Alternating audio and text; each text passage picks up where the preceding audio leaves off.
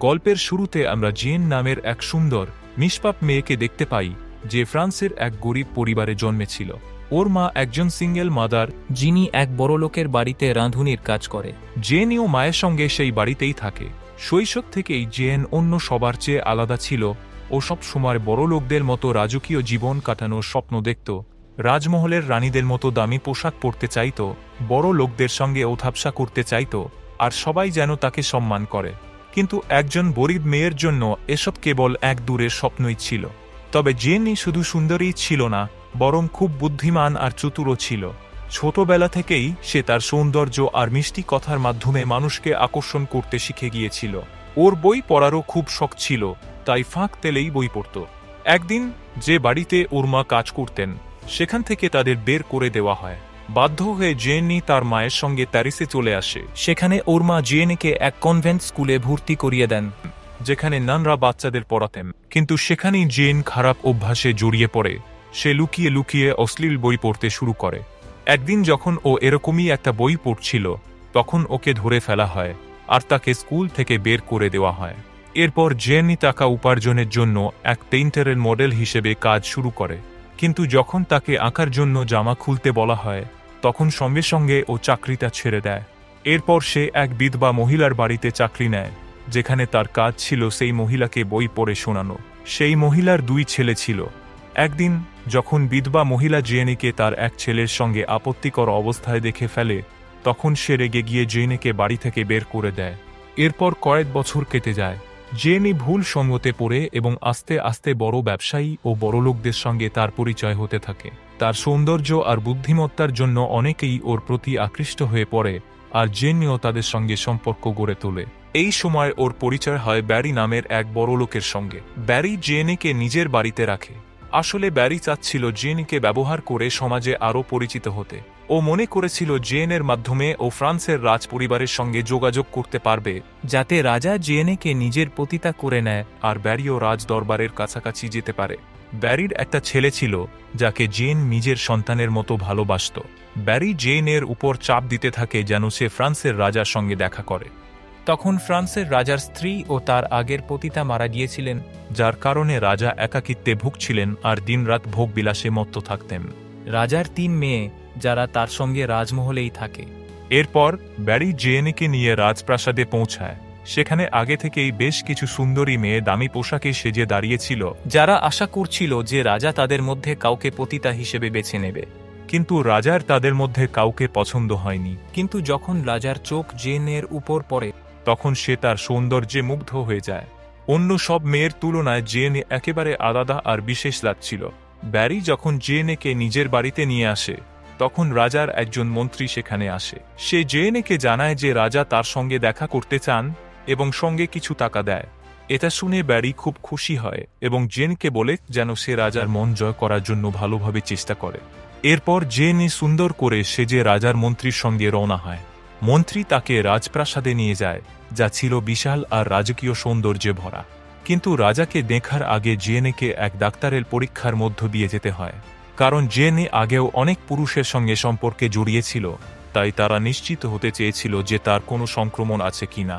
Doctor পরীক্ষা করে জানায় যে জেনে পুরোপুরি সুস্থ। এরপর রাজা যখন তার সঙ্গে দেখা করবেন, তার আগে মন্ত্রী জেনিকে কিছু প্রশ্ন করে এবং শেখায় রাজাকে কি হারে সম্মান জানাতে হবে, কি করতে হবে আর কি করা যাবে না। জেন খুব দ্রুত সবকিছু বুঝে নেয়। তারপর মন্ত্রী জেনকে রাজার কাছে নিয়ে যায়। জেনি সাধারণ এক মেয়ে হলেও তার মধ্যে রাজকীয় ব্যক্তিত্ব আর আভিজাত্যের ছাপ ছিল, যা তাকে বাকিদের থেকে আলাদা করত। তার সৌন্দর্য আর মিষ্টি কথায় মুগ্ধ হয়ে রাজা দ্রুতই তার প্রতি আকৃষ্ট হয়ে পড়ে। জেনি ও রাজার কথা বলা শুরু হয়, আর কিছুক্ষণের মধ্যেই তারা একে অপরের অনেক কাছাকাছি চলে আসে। পরের দিন রাজা জেনিকে তার এক গোপন কক্ষে নিয়ে যান, যেখান থেকে সে রাজা কিভাবে তার প্রতিদিনের জীবনযাপন করেন তা দেখতে পাবে। জেন দেখে যে যখন রাজা পোশাক পরেন, তখন তার মেয়েরা আর অনেক মানুষ সেখানে উপস্থিত থাকে, যারা রাজাকে সম্মান জানায়। এরপর রাজা জেনের কাছে আসে। জেনই তাকে জিজ্ঞেস করে, আপনার প্রতিদিনের সকাল কি এভাবেই কাটে? রাজা হেসে বলে, হ্যাঁ। এরপর রাজা জেনকে এক দামি আর সুন্দর হার উপহার দেয়। হারটা দেখে জেন খুব খুশি হয়। এভাবে রাজা জেনকে পছন্দ করতে শুরু করেন আর জেনও রাজার সঙ্গে সময় কাটাতে আনন্দ পায়। আস্তে আস্তে তারা একান্তে বেশি সময় কাটাতে থাকে। একদিন জেনই রাজা মন্ত্রীর সঙ্গে ঘোড়ার গাড়িতে ছিল। তখন গাড়ি এক জায়গায় থামিয়ে জেন দূরবীন দিয়ে রাজাকে দেখে। জেনে সেখানে রাজার সঙ্গে তার নাতিকে দেখে, যে দেখতে খুব সুন্দর ছিল। ওখানেই রাজার 3 মেয়ে উপস্থিত ছিল। জেনে দেখেই বুঝতে পারে তারা ভালো স্বভাবের নয়, কারণ তারা দাসদাসীদের খুব খারাপভাবে আচরণ করছিল। এমন সময় রাজার এক মেয়ে দূর থেকে জেনেকে গাড়ির মধ্যে দেখে ফেলে। সে সঙ্গে সঙ্গে তার বোনদের জানিয়ে দেয়। তারা বুঝে যায় যে তাদের বাবা জেনের সঙ্গে সম্পর্কে জড়িয়েছেন। মন্ত্রী যখন দেখে যে তারা জেনেকে দেখে ফেলেছে, তখন সে দ্রুত গাড়ির চালককে বলে যেন গাড়ি দ্রুত নিয়ে চলে যায়। পরে যখন রাজা একা ছিলেন, তখন তার 3 মেয়ে তার কাছে আসে। তারা বলে, আমরা এখনো মায়ের মৃত্যুর কষ্ট ভুলতে পারিনি, আর আপনি নতুন মহিলাদের নিয়ে আনন্দে মেতে আছেন। এটা আমরা মেনে নিতে পারবো না, কারণ সমাজ আমাদের নিয়ে হাসাহাসি করবে। তাদের কথা শুনে রাজা চিন্তিত হয়ে পড়েন, কিন্তু তিনি মন্ত্রীর কাছে বলেন যে জেনেকে তিনি এখন আর ছাড়তে পারবেন না, তবে তাকে বিয়েও করতে চান না। তাই রাজা জেনেকে ফার্স্ট লেডি ঘোষণা করেন। যে রানীর মতো না হলেও সে রাজকীয় সম্মান, ক্ষমতা আর বিলাসিতা পাবে। এরপর রাজপ্রাসাদে জেনের জন্য এক বিশাল অভ্যর্থনার আয়োজন করা হয়, কিন্তু জেনেকে সবাই মন থেকে গ্রহণ করেনি।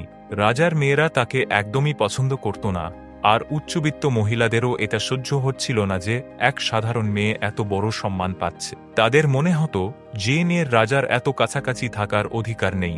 তাই রাজপ্রাসাদের অনেকে জেনেকে অপমান করার চেষ্টা করতে থাকে আর তাকে সেখান থেকে তাড়ানোর সুযোগ খুঁজতে থাকে। সেই রাতে সবাই যখন ডিনার করছিল, তখন রাজা জেনেকে উপহার হিসেবে এক আফ্রিকান বাচ্চা দেয়, যাতে জেন একা না অনুভব করে। জেনই বাচ্চাটাকে দেখে খুব খুশি হয় এবং সব সময় তার সাথে খেলাধুলো করত। আস্তে আস্তে জেন তাকে নিজের সন্তানের মতো ভালোবাসতে শুরু করে। এদিকে রাজাও জেনকে খুব খুশি রাখতে চাইছিল, তাই সে জেনকে এক বিশাল রাজপ্রাসাদ উপহার দেয়, যেখানে তার জন্য অনেক চাকরবাকর ছিল। জেন এই নতুন জীবনে খুব আনন্দ পাচ্ছিল, কিন্তু মনে মনে একটা ভয়ও কাজ করছিল, যদি কোনোদিন রাজার অন্য কাউকে পছন্দ হয়ে যায় এবং তাকে ছেড়ে দেয়। তবে আপাতত রাজা জেনের প্রেমে এতটাই ডুবে ছিল যে সে জেনকে ছাড়া কিছু ভাবতেই পারছিল না। পরের দিন রাজা আর জেন পিকনিকে যায়। সেখানে জেনের মা আর ব্যারি ও ছিল। জেনের মা খুব চিন্তিত ছিল, কারণ সে জানত সময়ের সঙ্গে সঙ্গে জেনের সৌন্দর্য কমে যাবে, আর যদি তখন রাজা তাকে ছেড়ে দেয় তবে তারা আবার গরিব হয়ে যাবে। তাই সে ব্যারি আর জেনকে নিজের দুশ্চিন্তার কথা জানায়। কিন্তু জেন নিজের মাকে আশ্বস্ত করে যে এটা কখনোই হবে না। ওখানে ব্যারি এর ছেলেও এসেছিল। জেনই তার সঙ্গে অনেক কথা বলে যেন সে তার নিজের পরিবারেরই একজন। এরপরের দিন জেনের সেই আফ্রিকান ছেলে রাজার মেয়েদের সঙ্গে দেখা করে, কিন্তু তারা তার গায়ের রঙের জন্য তাকে অপমান করতে শুরু করে এবং নানা বাজে কথা বলে। এদিকে রাজার সবচেয়ে ছোট মেয়ে তার বাবার ওপর খুব রেগেছিল। সে একদম চাইছিল না যে তার বাবা জেনের সঙ্গে থাকুক। রাগে অভিমানে সে বাড়ি ছেড়ে চলে যায় এবং সন্ন্যাসিনী হওয়ার সিদ্ধান্ত নেয়। রাজা তার ছোট মেয়েকে খুব ভালোবাসত, তাই তার চলে যাওয়া সহ্য করতে পারেনি। সে এতটাই ভেঙে পড়ে যে দুঃখের মুহূর্তে আরেক মহিলার সঙ্গে সম্পর্ক করে ফেলে। এই খবর জেনের কানে খুব তাড়াতাড়ি পৌঁছে যায়। সে সাথে সাথে রাজার মন্ত্রীর কাছে গিয়ে জানতে চায়, রাজা আমি থাকতেও অন্য কোনো মেয়ের সঙ্গে থাকার সাহস পেল কেমন করে? মন্ত্রী উত্তরে বলে, হ্যাঁ, এবং সে নিজেই বলেছে যে তোমার আসার পর এই প্রথমবার সে এমন কিছু করেছে, তবে সে এটা দুঃখে করেছে। মন্ত্রী জেনেকে বোঝানোর চেষ্টা করে যে রাজা এখনও তাকে সবচেয়ে বেশি ভালোবাসে, কিন্তু জেনে পরিষ্কার জানিয়ে দেয়, যদি কোনোদিন রাজা আমার প্রতি আগ্রহ হারায় তবে আমায় আগে জানিয়ে দিও, আমি নিজেই এখান থেকে চলে যাব। রাজা জেনেকে এত সহজে হারাতে চায়নি, তাই সে জেনের কাছে এসে আবার তার মন জয় করার চেষ্টা করে। এভাবেই জেনে রাজপ্রাসাদে 4 বছর কাটিয়ে দেয়। এই সময়ের মধ্যে রাজা আর জেনের সম্পর্ক আরও গভীর হয়ে যায়, কিন্তু এখনও রাজার মেয়েরা আর প্রাসাদের অনেক মানুষ জেনেকে ঘৃণা করত। তবে জেনও শিখে গিয়েছিল কিভাবে তাদের পাল্টা জবাব দিতে হয়। একদিন জেনি ব্যারি এর ছেলেকে রাজপ্রাসাদে ডাকে এবং তাকে রাজার সঙ্গে পরিচয় করিয়ে দেয়। সে ব্যারি এর ছেলেকে রাজপ্রাসাদেই থাকার ব্যবস্থা করে এবং তাকে তলোয়ার চালানো ও অন্যান্য রাজকীয় দক্ষতা শেখানোর ব্যবস্থা করে। এরই মধ্যে রাজার নাতির বিয়ে ঠিক হয় অস্ট্রিয়ার রাষ্ট্রদূতের মেয়ের সঙ্গে। বিয়ের পর সেই মেয়ে ফ্রান্সের নতুন রানী হতে চলেছিল। অস্ট্রিয়ার রাষ্ট্রদূত যখন রাজপ্রাসাদে আসে, সেই রাতেই এক বিশাল ভোজের আয়োজন করা হয়।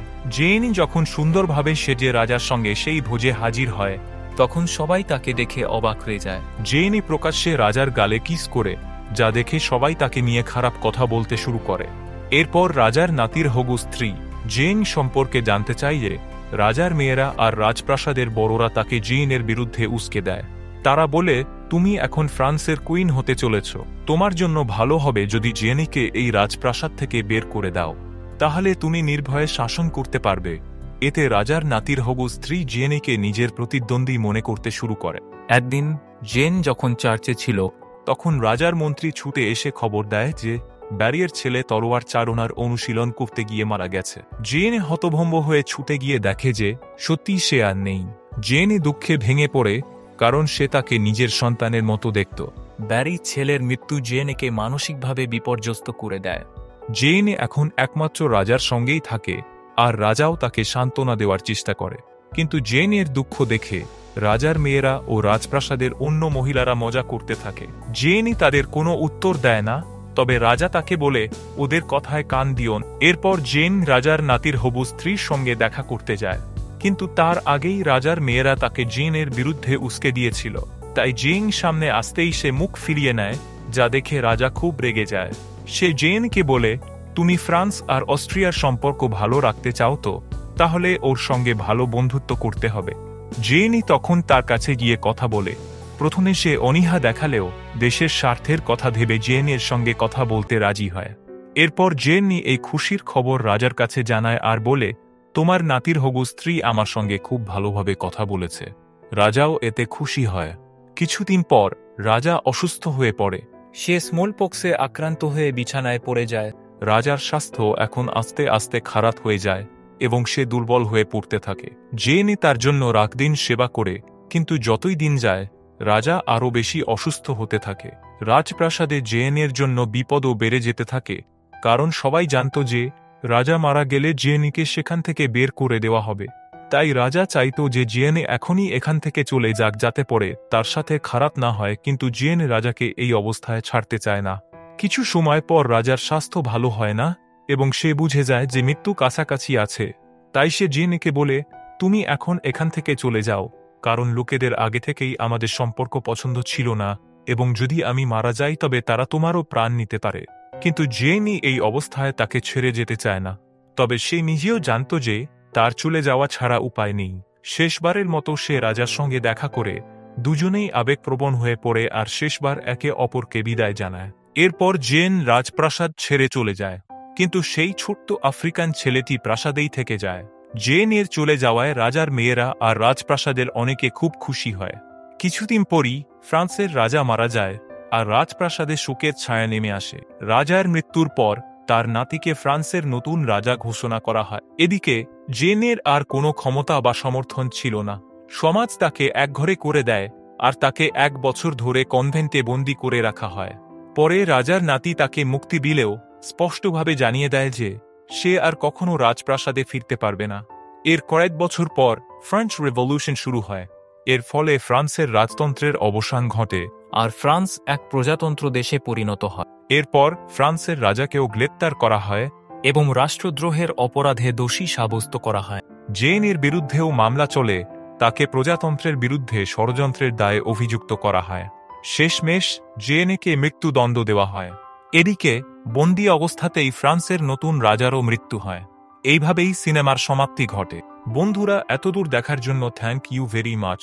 ভিডিওটি ভালো লাগলে লাইক এবং শেয়ার করুন এবং চ্যানেলটি সাবস্ক্রাইব করে বেল আইকন প্রেস করুন যাতে আগত ভিডিও মিস না হয়। দেখা হচ্ছে পরের ভিডিওতে। Till then take care, bye by.